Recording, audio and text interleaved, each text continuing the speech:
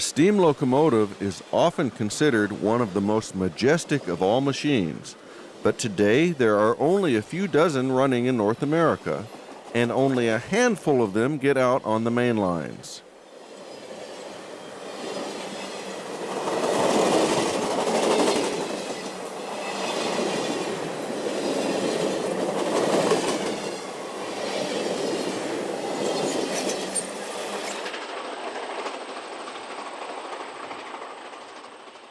One of the most famous is Nickel Plate 765, which, since 1979, has been showing new generations just what a big steam locomotive is all about.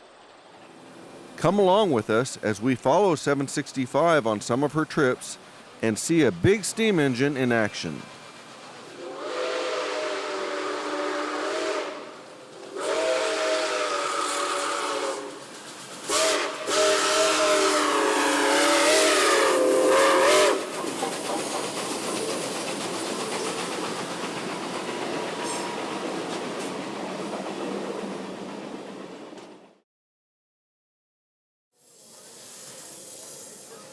The date is July 19th, 2015, and we are in Fort Wayne, Indiana, as 765 prepares to make a round trip to Lafayette.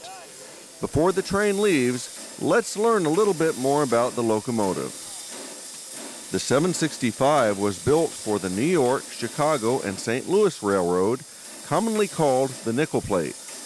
Built in 1944 by the Lima Locomotive Works in Lima, Ohio, she has a 2/8-4 wheel arrangement. In the United States, steam locomotives of this type are usually called Berkshires due to the fact that they were first used in the Berkshire Mountains of New York and Massachusetts. The locomotive has a boiler pressure of 245 pounds per square inch and a little over 64,000 pounds of tractive effort. The diameter of her driving wheels is 69 inches. And her top speed is in the neighborhood of 70 to 80 miles an hour, but Norfolk Southern limits steam locomotives to 40 miles an hour on their system. 765 was used to pull fast freights between Bellevue, Ohio and Chicago, but often would be assigned to the terminal in Fort Wayne until her last run in 1958.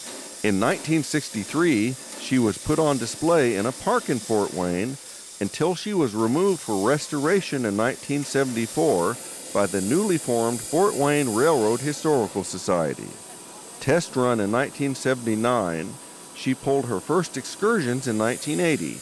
Also of note is this extension of the coal bunker, which allows 765 to have extended range between refuelings and reduces the delays on NS's busy railroads, as well as eliminates most of the needs for diesel assistance.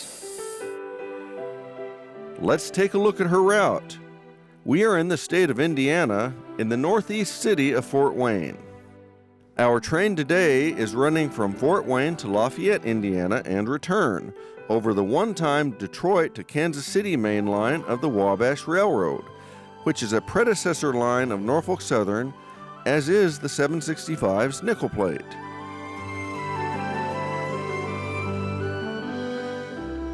Once the line leaves the highly urban Fort Wayne area, it passes through mostly flat Indiana farmland and several small and medium-sized communities.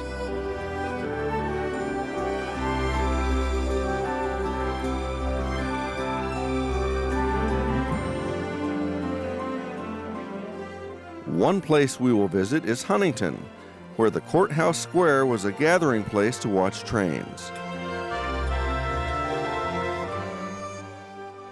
Even though Norfolk Southern restricts steam operations to 40 miles an hour, it was often hard to keep up with 765. Using Huntington as an example, after the train passed, we had to pack up our camera, get through traffic and stoplights, and get out of town. All the while, 765 is merrily chugging through the area below. We caught up to her at this highway bridge just east of the city of Wabash.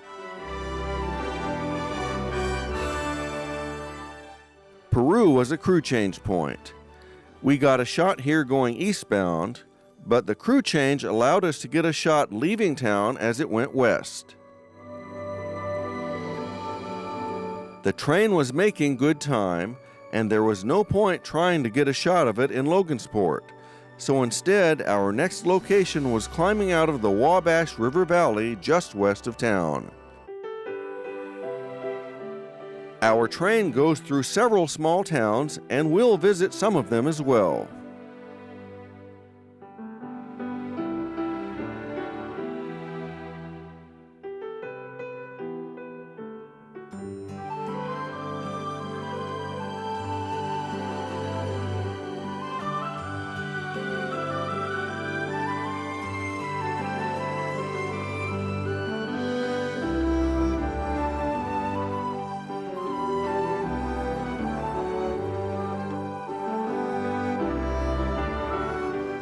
This excursion went as far as Lafayette, where the train was turned around and passengers enjoyed lunch in the yard.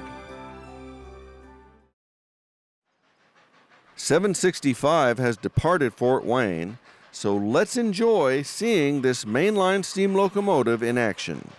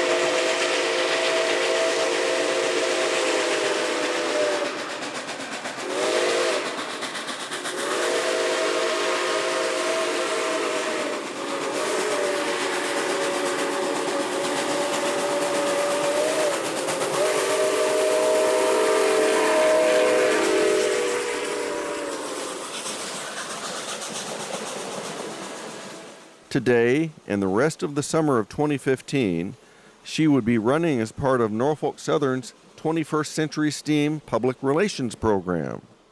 Our train has a variety of vintage passenger cars, ranging from standard chair car coaches to others that offer more luxurious accommodations. On the rear is a second generator car used to provide electricity to the passenger cars.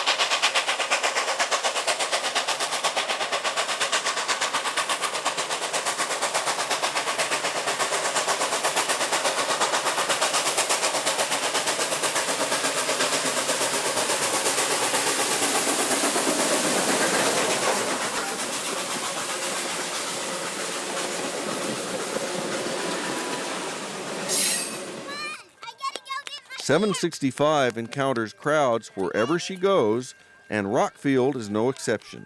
Yep, the train is coming. There it is. Hi, look, Kenzie.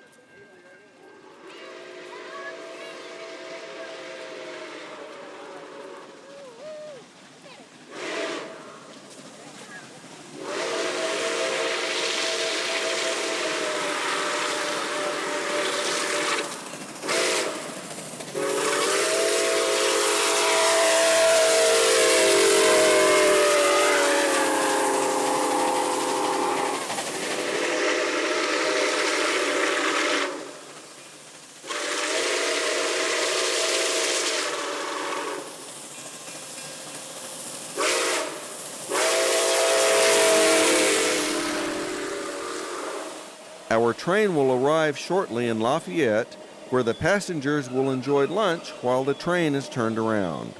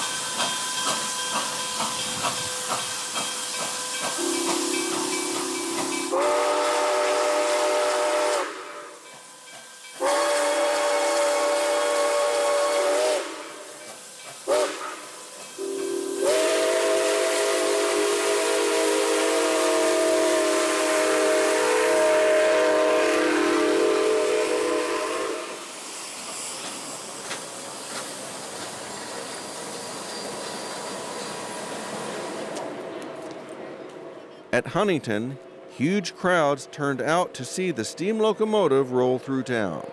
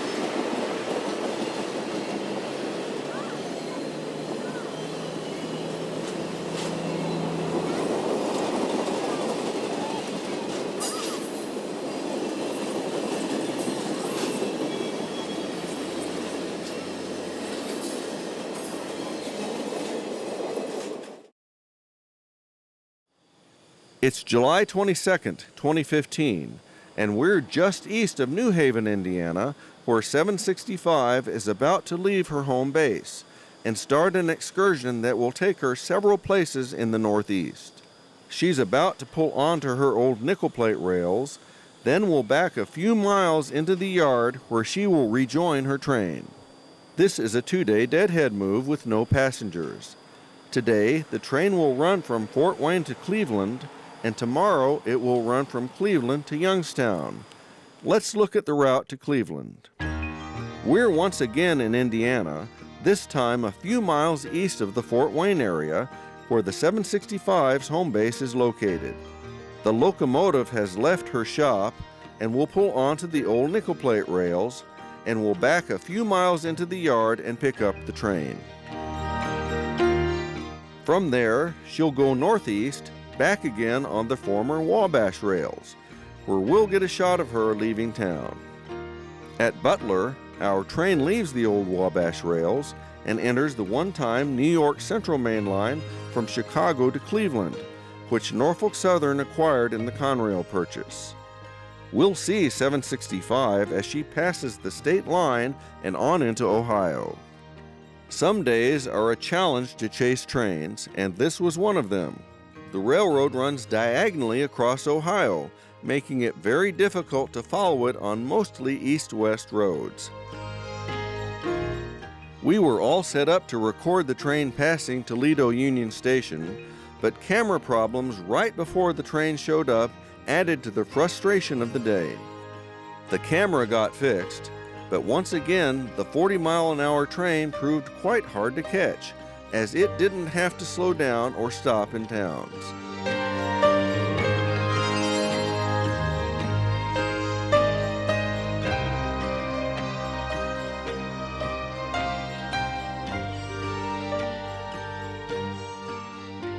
The train did have to stop for track work, so we at last got another shot of it as it crossed the Huron River.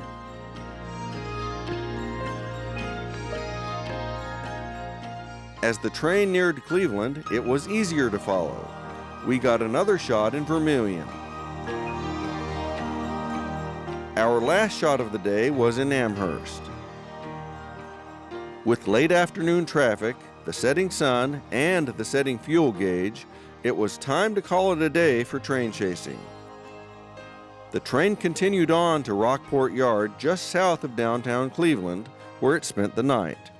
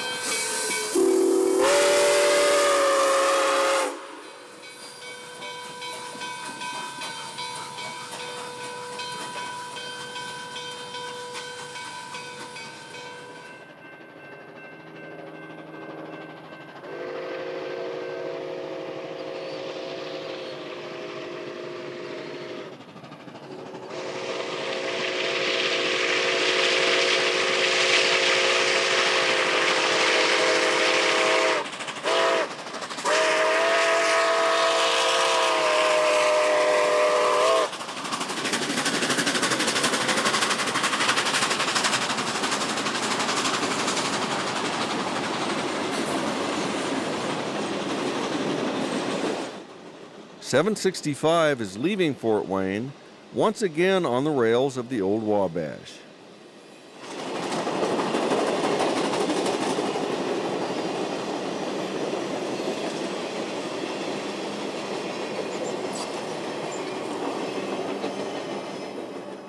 We're a few miles east of Butler, Indiana, at the border with Indiana and Ohio.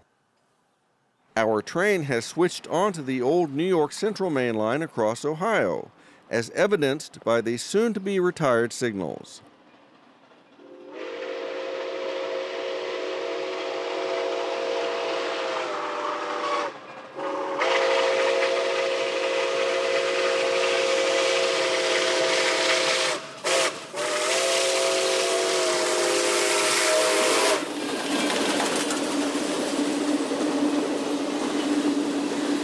In front of the passenger cars are gondolas of the coal that 765 likes to burn.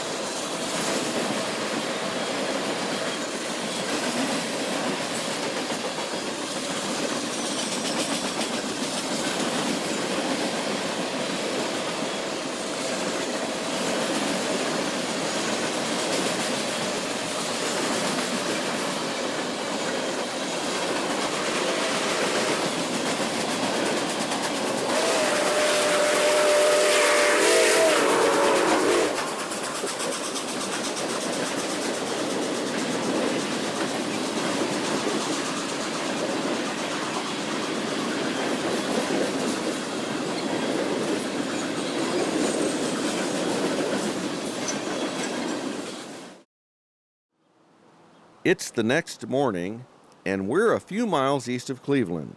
Today, our train is running to Youngstown. 765 has been held up for several hours in the short distance between here and Rockport Yard, waiting for freights to pass.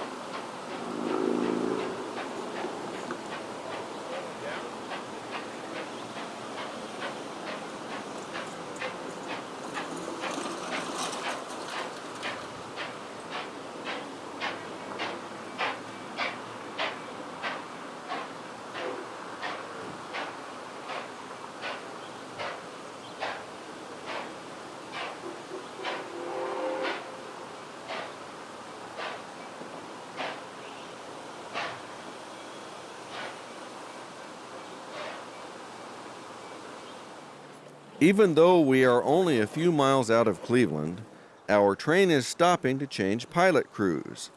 These are the regular employees and conductors for this district, and they guide the steam crew over the line. Before the train leaves, let's look at our route to Youngstown.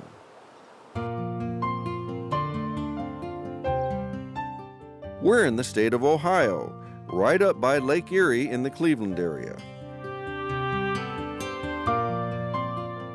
Our train spent the night in Rockport Yard, then this morning slowly made its way through urban Cleveland, being stopped for numerous freight trains.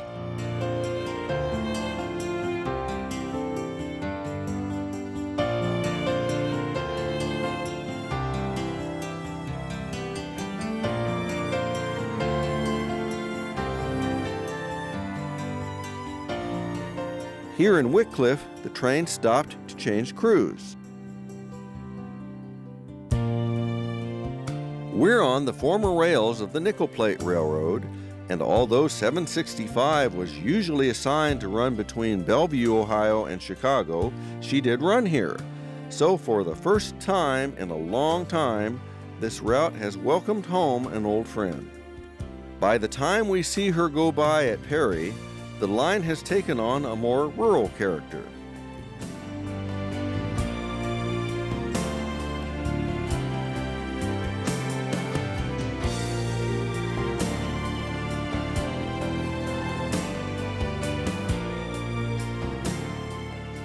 At Ashtabula, we leave the old Nickel Plate behind, switching on to the old New York Central, a line that Norfolk Southern bought in the Conrail purchase.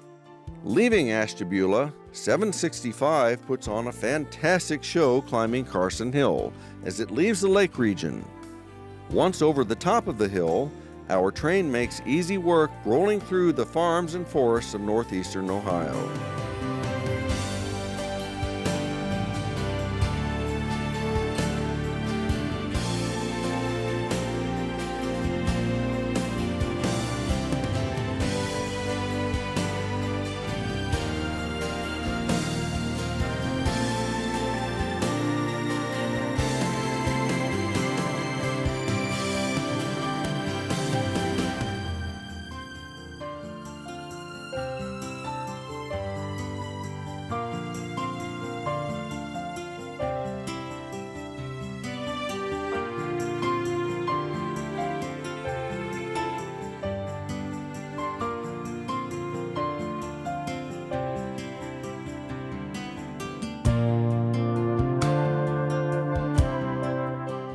The destination of our train is Youngstown, where the 765 made a couple of trips the weekend after our visit.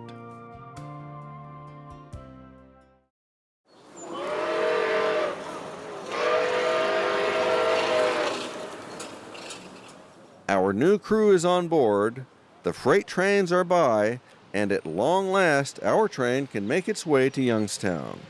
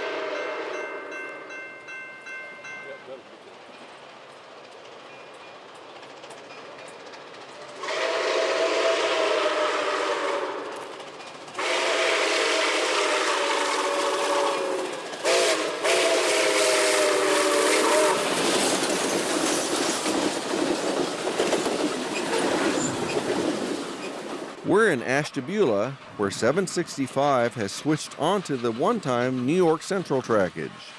A well-meaning track crew wanted to help the steam locomotive around the tight curve by putting down some grease.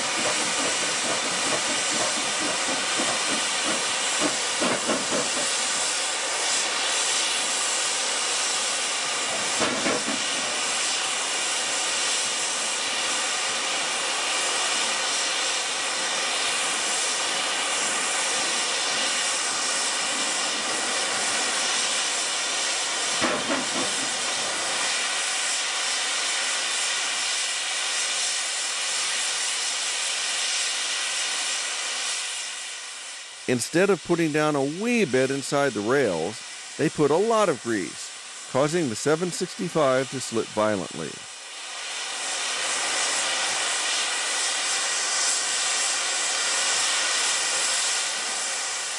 After the crew hand-sanded the rails, the train finally got underway, but was not able to get a running start over the 1% grade of Carson Hill, making for a fantastic show as it climbed the grade.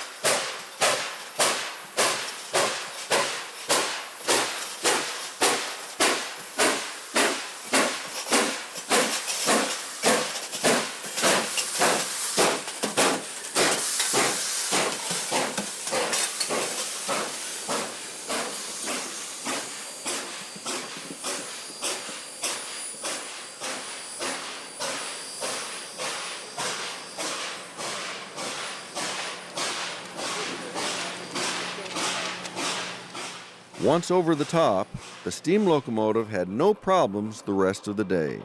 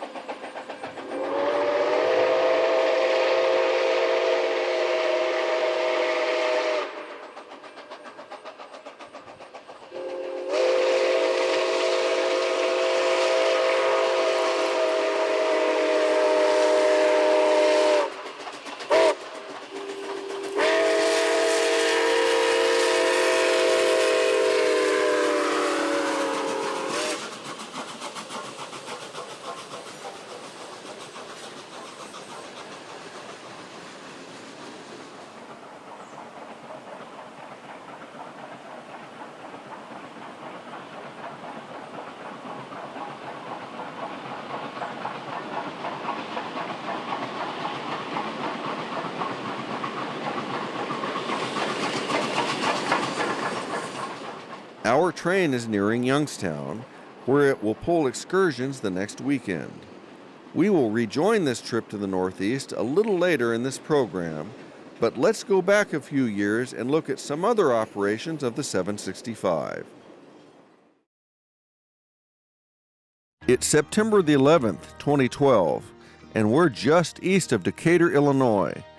765 is making a deadhead move from St. Louis to her home in New Haven, Indiana, once again using the rails of the old Wabash. Decatur is located in central Illinois and was once the Wabash Railroad's main hub, with Wabash lines leaving town in every direction.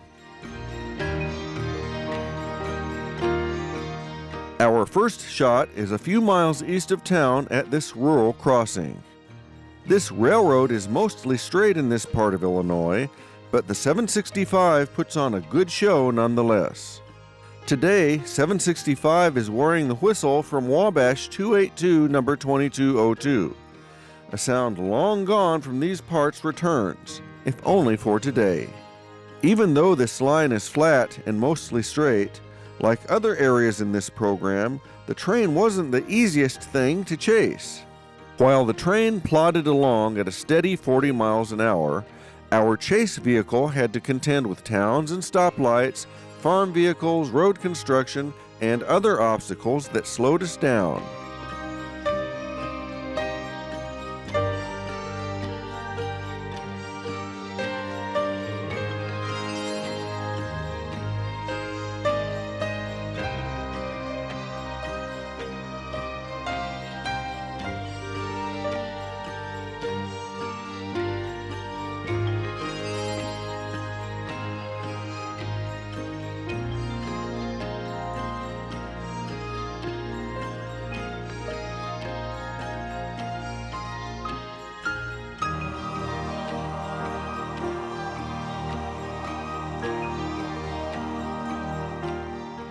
Once we got into Indiana, the rails became more twisty and curvy.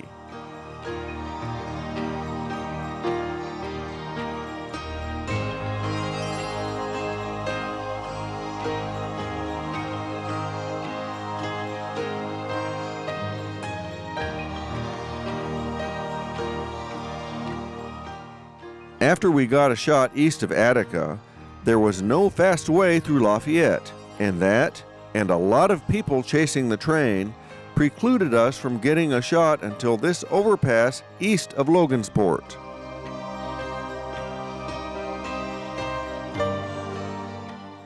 The train once again changed crews in Peru, allowing us to set up in Wabash to get the train passing by the many crossings in town.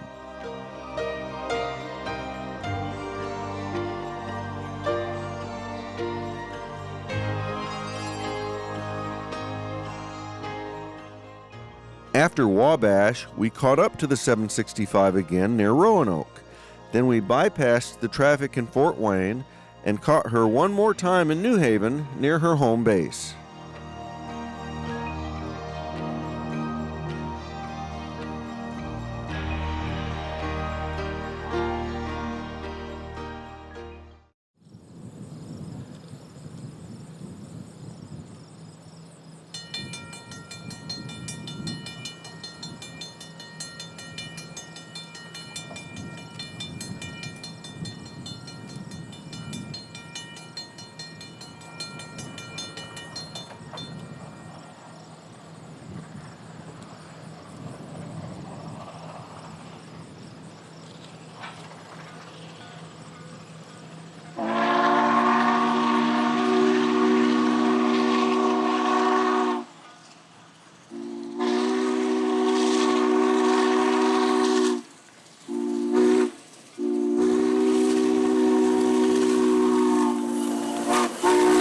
"765 had been pulling a series of trips for Norfolk Southern employees and their families in St. Louis. After the trips, most of the passenger cars were needed elsewhere, resulting in this short train heading east.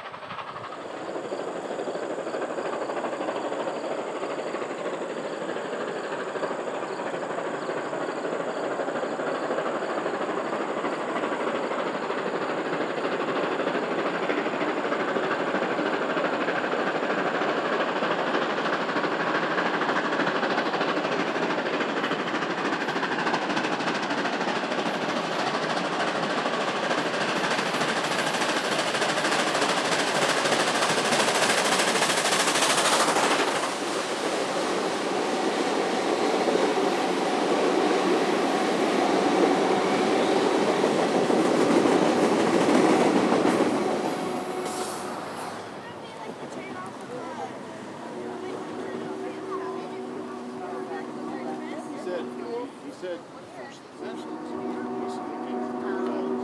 Said that you didn't look. Joe. I said you didn't look.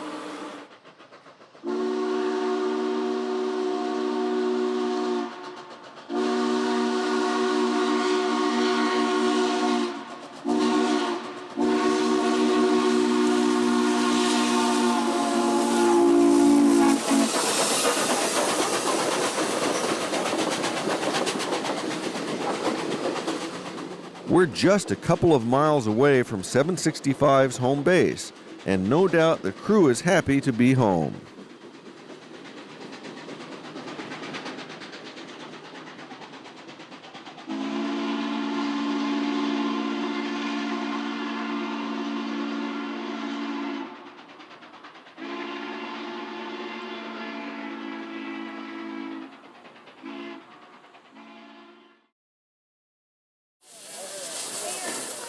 It's Memorial Day, May 25th, 2009, and 765 is showing the colors in North Judson, Indiana. The locomotive had just finished a multi-year overhaul and was making its break-in runs at the Hoosier Valley Railroad Museum. One of the exhibits here is Chesapeake and Ohio 284 number 2789, which is very similar to 765. Today, 765 is wearing her whistle. North Judson is in northwest Indiana. The Chesapeake and Ohio, Erie, New York Central, and Pennsylvania all once crossed here in North Judson. Today, all that is left is the C&O and a small portion of the Erie. Our train is running between here and nearby La Crosse, over one of the few sections left of the old C&O Mainline across Indiana. The museum itself is located where the C&O and Erie were right next to each other and utilizes all of the trackage in this area. Even though trains no longer run at mainline speeds, the old C&O makes for a nice train ride for the museum visitors and still offers freight service to the area as well. We'll see trains at several places along the line, including the town of English Lake and the Kankakee River crossing.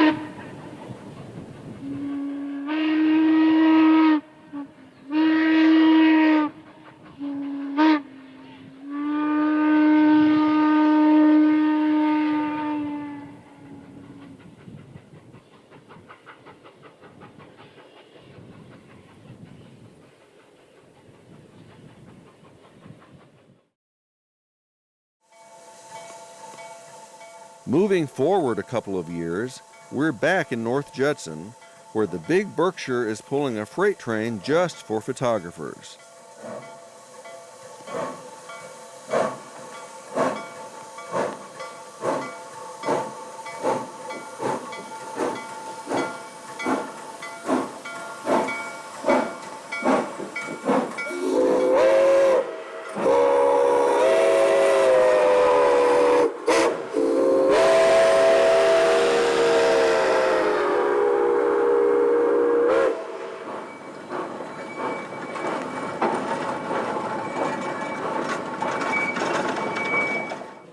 Since the goal of the trip is photography, there is really no point A to point B.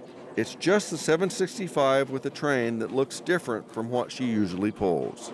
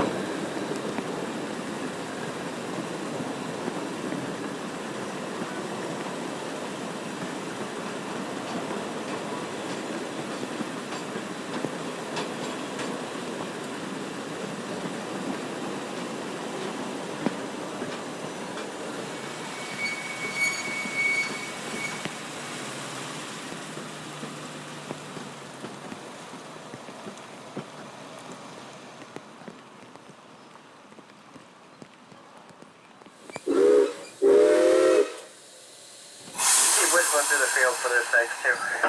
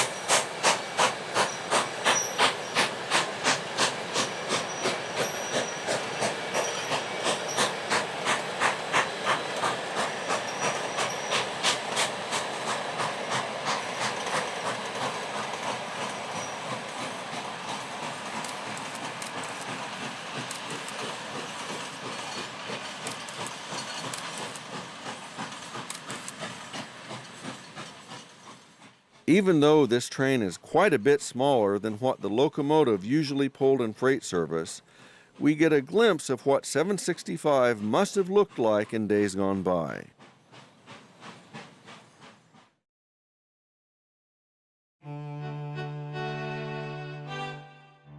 Today, our map takes us to New York and then Buffalo in the far western part of the state. Our train will start in Bison Yard. We're on the Old Erie, ironically the same line that once ran through North Judson where we just visited.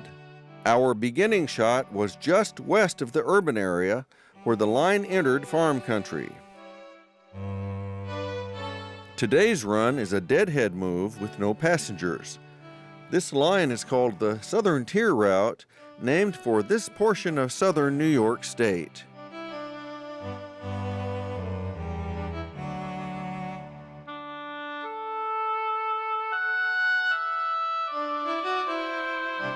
At Letchworth State Park, 765 crosses the Genesee River on a neat old iron bridge.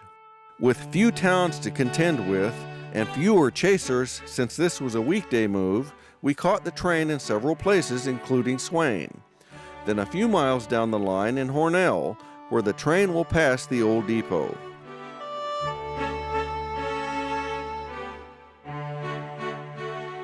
Beyond Hornell, the line follows the Canisteo River, where we will get shots in Adrian, Cameron, and Addison.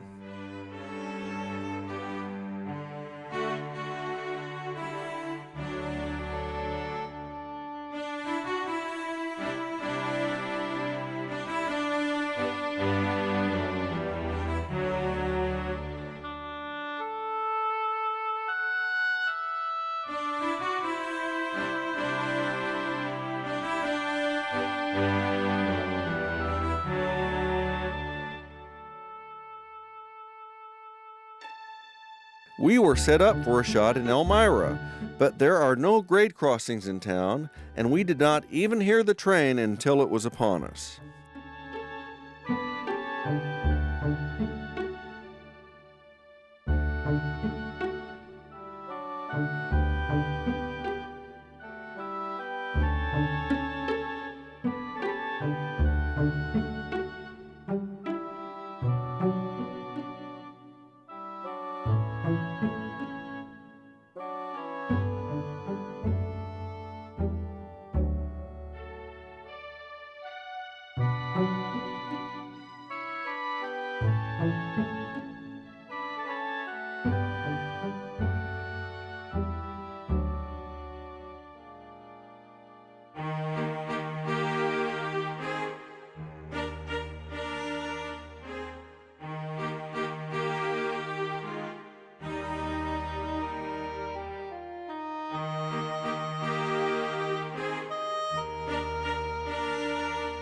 The destination of today's run is Binghamton, which is still a major railroad hub for the region.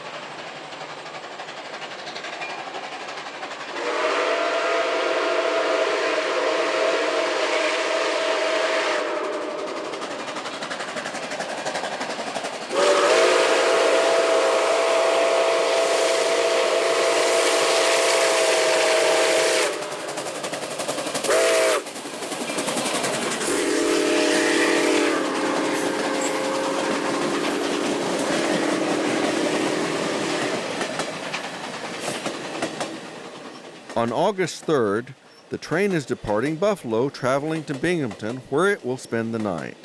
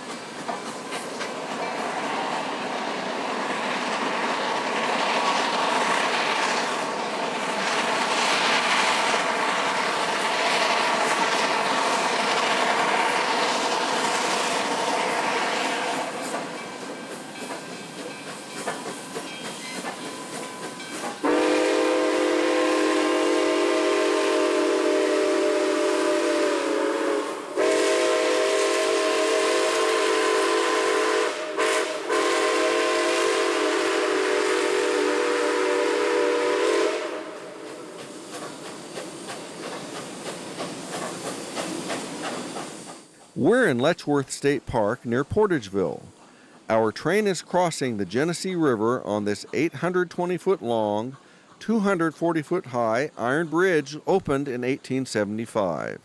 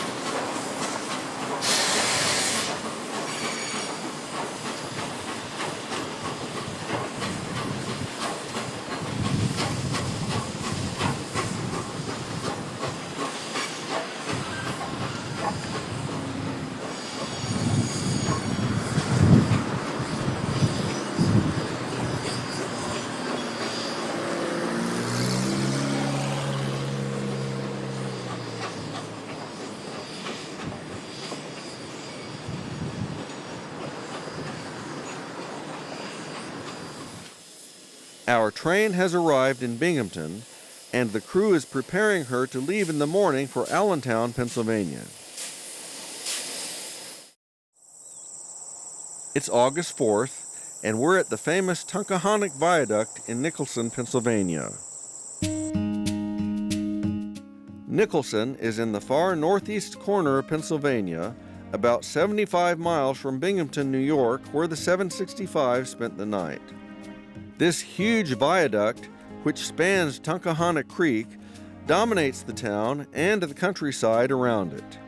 The viaduct was opened in 1915 by the Delaware, Lackawanna, and Western Railroad and is 2,373 feet long and 240 feet above the creek. When opened, it was the largest concrete structure in the world. The next weekend, 765 had trips planned out of Allentown, Pennsylvania, and needs to go over this route to get there. This line was in the process of being sold to Norfolk Southern by owner Canadian Pacific, but the sale was going slower than expected when these trips were planned. CP was cooperative, but it took the entire day for the details to be worked out. But near sunset, the train left town with NS's Lackawanna Heritage Unit on the point to appease CP's requirements.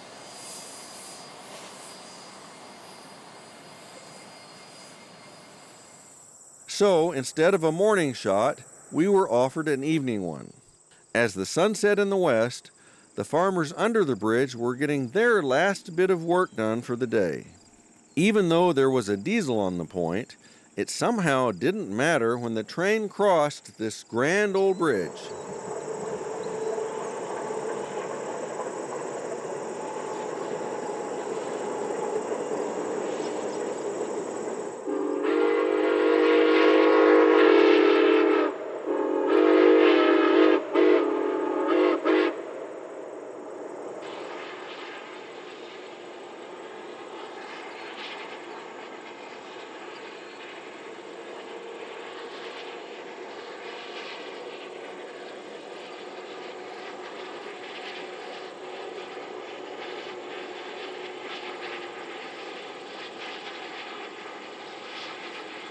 For several decades now, Nickel Plate 765 has been an ambassador for the age of steam and railroading in general. May she long travel mainline rails to show people just what steam locomotives were all about.